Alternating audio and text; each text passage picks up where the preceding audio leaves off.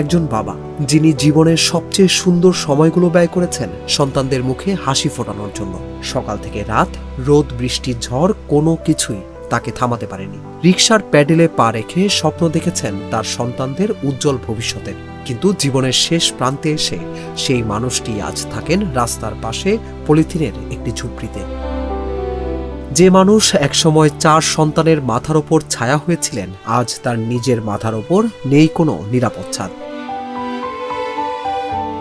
এটাই নীলফামারী সদর উপজেলার কুন্দুপুকুর ইউনিয়নের বড় ঘড়িয়া গ্রামের 60 ঊর্ধ্ব লুৎফুর রহমানের জীবন। তার ঠিকানা এখন নটখানা এলাকার একটি বাউন্ডারি ওয়ালের পাশে গড়ে ওঠা ছোট্ট একটি ঝুপড়ি।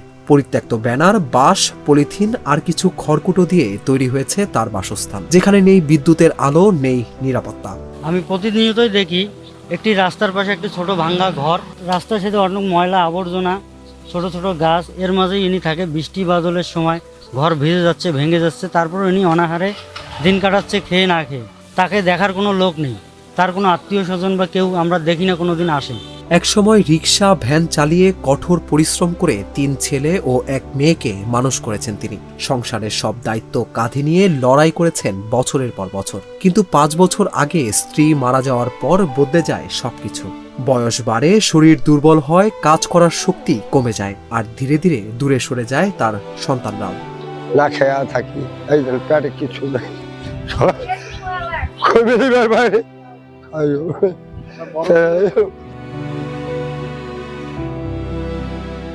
নাম আছে মঞ্জিত, আশ্রের নাম আছে হাবিব।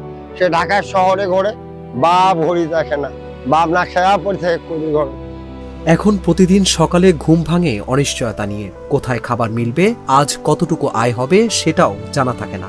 রাস্তাঘাটে ঘুরে ঘুরে কুড়িয়ে বেড়ান পলিথিন, বোতল আর পরিত্যক্ত জিনিসপত্র। সেগুলো বিক্রি করে যা পান তা দিয়েই কোনো মতে চলে দিন।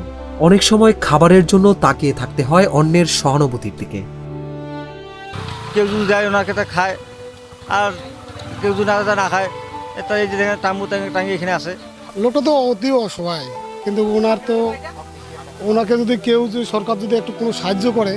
জীবনের শেষ বয়সে লুৎফর রহমানের চাওয়া খুব বেশি নয়। তিনি কোনো সম্পদ চান না, নেই কোনো বড় স্বপ্ন। শুধু চান একটি নিরাপদ আশ্রয়, দুবেলা খাবারের নিশ্চয়তা আর মানুষের একটু সহানুভূতি।